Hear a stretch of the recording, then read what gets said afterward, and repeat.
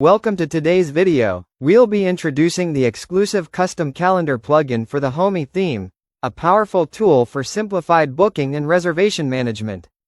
First, we activated the Homey Custom Calendar plugin. As soon as it was activated, a new link labeled Calendar appeared in the Homey admin dashboard. Now we go to the Homey front end, and from there, we access the dedicated Homey admin dashboard. This dashboard is built specifically for Homey users and provides tailored features. This is beautiful and great feature Homey website. In this website use for rental and booking system. Now go to profile icon and click dashboard. In the dashboard menu, a new option named Calendar had been added. When we clicked on it, a full, clean calendar interface opened up. This calendar displayed all property reservations clearly organized by date and month.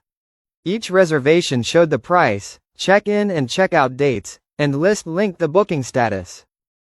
This is an excellent feature for Homey admins, allowing them to manage, monitor, and control all bookings in one place, without complexity.